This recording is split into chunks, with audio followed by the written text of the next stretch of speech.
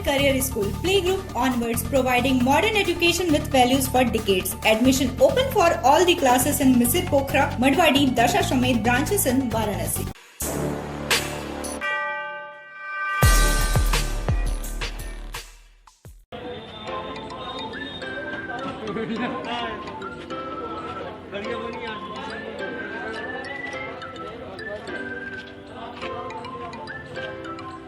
जी आपका परिचय?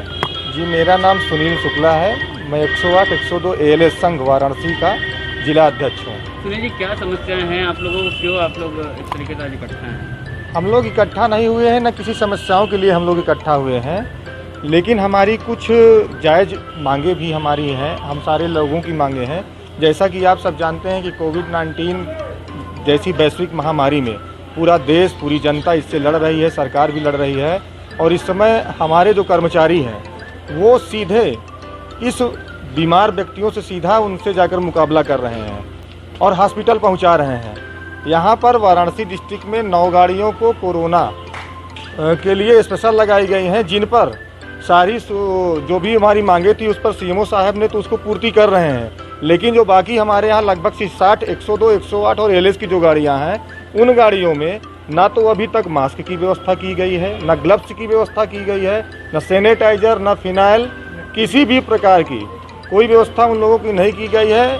लेकिन फिर भी हमारे कर्मचारियों एक वीर योद्धा की तरह इस कोविड-19 बीमारी को भगाने के लिए डटे हुए हैं। इन लोगों को बोल भी दिया गया था कि आप लोग छुट्टी पर जा सकते हैं, लेकिन इनमें से कोई छुट्टी नहीं गया, ना कोई घर गया। इन लोगों ने एक वादा किया कि जब तक कोरोना को नहीं हराएंगे तब तक घर नहीं जाएंगे। मांगे क्या हैं आप? हमारी मांगे ये हैं कि हम शासन, प्रशासन और यहाँ जिम्मेदार बैठे जितने भी हमारे प्रबुद्ध जन हैं वाराणसी डिस्ट्रिक्ट में और पूरे देश में और राज्य में, सरकार से भी, कि हमारी इस समय किसी भी प्रकार की कोई मांग नहीं है। सिर्फ हम लोगों की एक विनती है कि हमें भी डॉक्टरों की भांति, पुलिस कर्मियों की भांति एक सम्मान दिया जाए, क्योंकि हम इस देश के हम भी नागरिक हैं और हम भी उतनी ही तन मन से आपकी सेवा कर रहे हैं जितने हॉस्पिटल में 80,000 रुपये पाने, 1 लाख रुपये पाने वाले डॉक्टर कर रहे हैं। उनसे ज़्यादा हम सीधा मरीजों से अटैच होकर के हम उनकी मदद कर रहे हैं। तो आप सबसे यही विनती कि हमारी भी समस्याओं को सुनी जाए और हमारा भी सम्मान किया जाए। कहीं ना कहीं ऐसा लगता है कि वो 60 एम्बुलेंस के लोग भी कहीं खतरे का शिकार हो सकते हैं। इसके बारे में बताइए क्या? बिल्कुल, अभी कल की बात है, आगरा में हमारे एक पायलट मोहित दुबे कोरोना पॉजिटिव पाए गए हैं।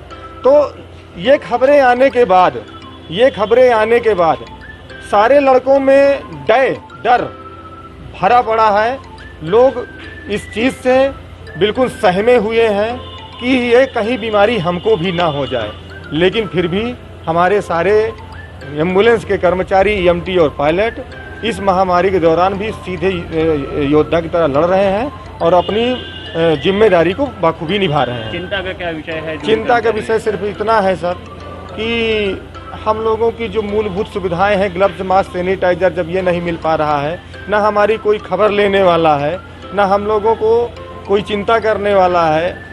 भाई सब लोग सरकारी कर्मचारियों की तो बहुत सारी उनका इंश्योरेंस वगैरह सब कुछ होता है, उनकी ग्रेजुएटी पेंशन, उनको मरने के बाद अगर उनको कुछ हो जाता है तो उनके बाल बच्चों के लिए गवर्नमेंट है। लेकिन चिंता इस बात की है कि अगर हमारे एम्बुलेंस कर्मचारी को, किसी भाई को कुछ हो जाता है तो उसके बाद उसके परिवार का क्या होगा।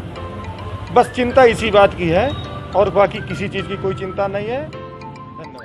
सार्थक सर्जिकल सेंटर, जहां अत्याधुनिक लिथोट्रिप्सी मशीन द्वारा गुर्दे की पथरी का बिना ऑपरेशन के सफल इलाज। एक ही छत के नीचे सारी सुविधाओं के साथ एक संपूर्ण हॉस्पिटल, एकता चौराहा, पहाड़िया, वाराणसी।